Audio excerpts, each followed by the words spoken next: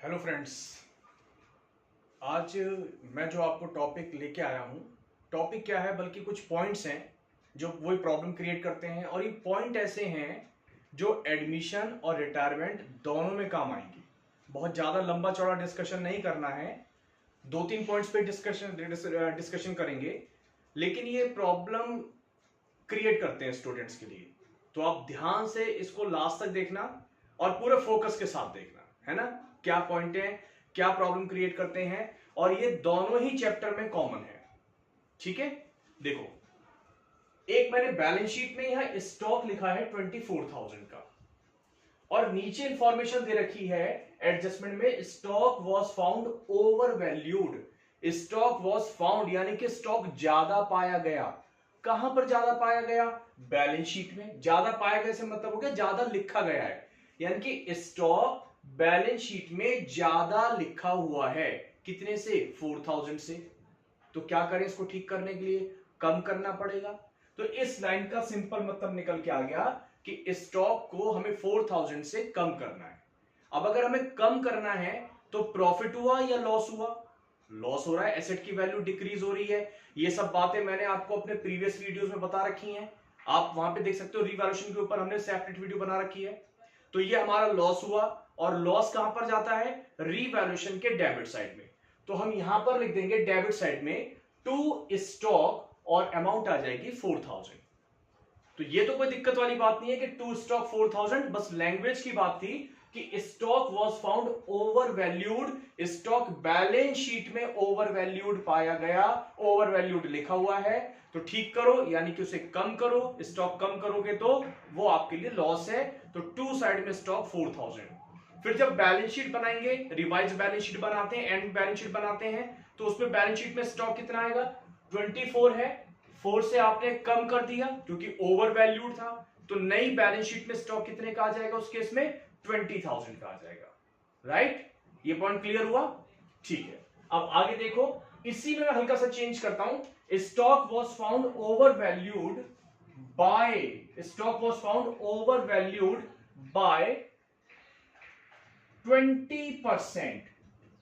अब की बार मैंने वैल्यू परसेंटेज में दे दी कि स्टॉक बैलेंस शीट में ज्यादा लिखा हुआ है 20%। ठीक है, पहले मैंने वैल्यू बताई थी, अब की बार मैंने परसेंटेज दी। स्टॉक बैलेंस शीट में ज्यादा लिखा हुआ है 20%। तो एक बात बताओ, अगर बैलेंस शीट में कोई चीज 20% ज्यादा लिखी हुई है तो कितने परसेंट लिखी हुई है? 120%।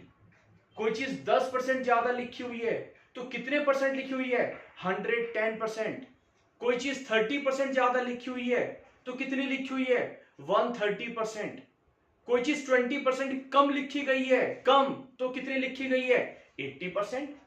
तो अगर ज्यादा है तो 100 में ऐड कर लो, कम है तो 100 में से माइनस कर लो। तो अब इसका मतलब ये निकल के आ गया कि स्टॉक बैलेंस शीट में 120% लिखा हुआ है, 20% ज्यादा लिखा हुआ है। तो क्या करें? कम करें। तो कम करने के लिए लिखना तो 2 में पड़ेगा, टू स्टॉक, है ना। अब वो कह रहा है 20% ज्यादा लिखा हुआ है, यानी कि ये वाली वैल्यू 24,000 वैल्यू 120% को रिप्रेजेंट कर रही है। तो इसका मतलब है 24,000 आपकी 120% को रिप्रेजेंट कर रही है। तो 24,000 को आप 120 से डिवाइड कर लो तो 1% की वैल्यू निकल जाएगी। और हमें कितने परसेंट रिड्यूस करना है? 20%, क्योंकि 20% ज्यादा लिखा हुआ था। तो सॉल्व करेंगे इसे तो ये वैल्यू निकल के आ जाती है 4,000। तो इसका मतलब ये हो गया कि स्टॉक आपको 4,000 से रिड्यूस करना है। बहुत से बच्चे क्या गलती कर देते हैं, वो इस 24,000 का 20% निकाल देते हैं, 4,800 आ जाएगा, वो गलत हो जाएगा। क्योंकि लैंग्वेज पढ़ो, कह रहा है वॉज फाउंड, लिखा हुआ है, पहले से ही 20% ज्यादा है। इसका मतलब है ये वैल्यू 120% है। तो 20% की वैल्यू कितनी होगी? तो यूनिटरी मेथड 24,000 अगर 120% की वैल्यू है तो 20% की वैल्यू कितनी होगी? तो स्टॉक 4,000 से रिड्यूस कर दिया, बैलेंस शीट में स्टॉक फिर वही 20,000 आ जाएगा। एक लैंग्वेज तो ये थी। एक और देखते हैं, अगर अंडर वैल्यूड हो, stock was found under valued bye 2,000। Stock was found under valued bye ₹2000। क्या मतलब हुआ कि इस बार स्टॉक बैलेंस शीट में कम पाया गया, कम लिखा हुआ है। कितने से? 2000 से। अब अगर पहले से ही कम लिखा हुआ है तो क्या करना पड़ेगा? उसको इंक्रीज करना पड़ेगा। तो रीवैल्यूएशन में बाय साइड में लिखोगे आप बाय स्टॉक, यहां लिख दोगे इस बार, क्योंकि आपको स्टॉक को इंक्रीज करना है। कितने से? 2000 से। और जब रिवाइज्ड बैलेंस शीट बनाओगे, नई बैलेंस शीट बनाओगे, वहां पर स्टॉक 24 प्लस 2 कितना हो जाएगा? 26,000। तो stock was found under valued, stock balance sheet में ऑलरेडी कम लिखा हुआ है, तो आपको उसको ठीक करना है, मतलब इंक्रीज करना है। ठीक है। अब इसी वैल्यू को अगर मैं परसेंटेज में कन्वर्ट कर दूं कि stock was found under valued bye 40%, यानी कि स्टॉक बैलेंस शीट में 40% कम लिखा हुआ है। अब बताओ 40% कम लिखा हुआ है, इट मींस कितने परसेंट लिखा हुआ है? 60% लिखा हुआ है। यानी कि अब की बार ये वाली वैल्यू 60% को रिप्रेजेंट कर रही है। तो बताओ जल्दी से कैसे करोगे? बाय स्टॉक तो लिखेंगे ही, जब भाई कम लिखा हुआ है तो बढ़ाना तो पड़ेगा। लिखेंगे बाय स्टॉक तो 24,000। बताओ जल्दी से अपॉन में क्या लिखेंगे? जितने को रिप्रेजेंट कर रही है। तो ये 40% कम लिखा हुआ है, कितने परसेंट हो गया? 60% के बराबर है। तो 1% की वैल्यू आ गई और हमें कितने परसेंट इसको बढ़ाना है? 40% बढ़ाना है। तो इसको अगर हम करें, ये कट गया 4, 16,000 ये वैल्यू आ जाएगी 16,000। तो हमने स्टॉक को 16,000 से इंक्रीज कर दिया।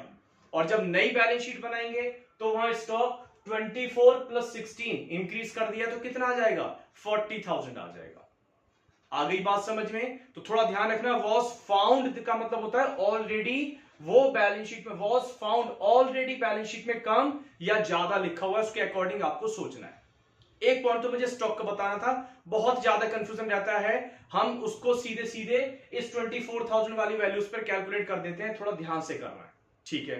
एक और पॉइंट बस, डेटर्स दे रखे 40, बेड डेट्स 4,036 बाहर आ गए। नीचे लिखा हुआ है right of further bad debts, यानी कि आपको नए बेड डेट्स दे दिए और आपको प्रोविजन भी बनाना है। ठीक है। कैसे करेंगे? अगर नीचे दोनों चीजें आ जाती है तो एक मैं बिल्कुल इसका इजी तरीका बताने की कोशिश करता हूं, ध्यान से सुनना। आप क्या करना, पहले रफ में डेटर्स की अमाउंट लिख लो, डेटर्स, और एक तरफ आप ये जो बेड डेट्स हैं ये प्रोविजन फॉर बेड डेट्स है ना, जो बैलेंस शीट में दे रखे होते हैं प्रोविजन, और एक आप प्रोविजन फॉर बेड डेट्स लिख लो जो बैलेंस शीट में गिवन है। डेटर्स 40 और प्रोविजन 4,000। प्रोविजन का मतलब होता है पैसे डूबने के चांसेस। अब ये जो बेड डेट्स क्वेश्चन के अंदर गिवन है 3,000 एडजस्टमेंट में, इसे आप पहले यहां से माइनस कर लो। बेड डेट से हमारे डेटर्स भी कम हो जाते हैं और बेड डेट से हमारा प्रोविजन भी कम हो जाता है। क्यों? हमने प्रोविजन इसलिए तो बना रखा था कि इन केस कभी फ्यूचर में बेड डेट्स होंगे तो हम इस वाले प्रोविजन से पूरा कर लेंगे।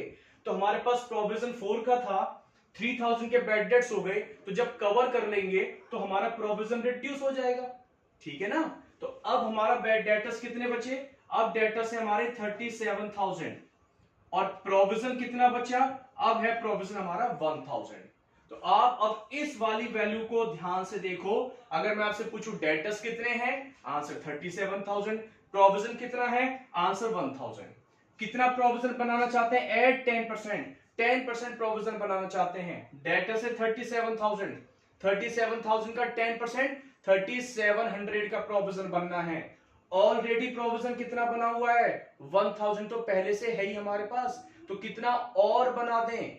2,700 से। तो यहां पर to provision for bad debts amount आ जाएगी 2,700।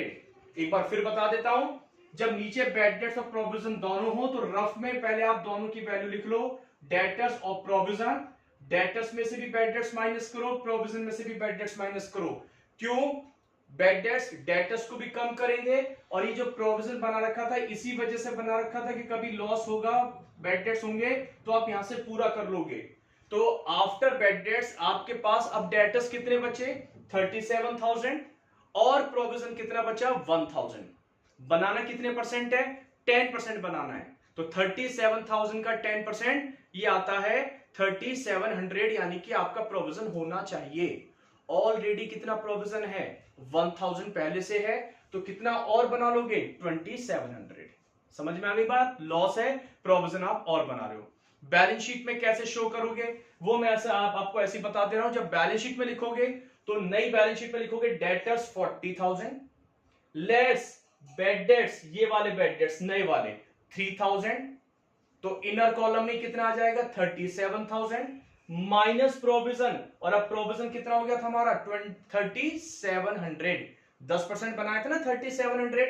2700 हमने ये बनाया 1000 हमारे पास पहले था तो टोटल मिला के वही 3700 बनाना था। तो कैसे दिखाओगे डेटर्स बैलेंस शीट में 40,000 माइनस बेड डेट्स 3,000 37,000 आ जाएगा। बस इसके आगे माइनस प्रोविजन 3700 और लिखना है माइनस करके आपको वैल्यू आ जाएगी। तो आज की क्लास में मुझे 3 पॉइंट डिस्कस करने थे। उम्मीद है आपको 3 पॉइंट अच्छे से समझ में आए होंगे। ठीक है ना। अगर आप कोई वीडियो अच्छी लग रही है तो लाइक में बिल्कुल भी कंजूसी मत करना और अगर आप लोग नए हो पहली बार वीडियो देख रहे हो तो सब्सक्राइब जरूर कर देना। ठीक है। Thank you.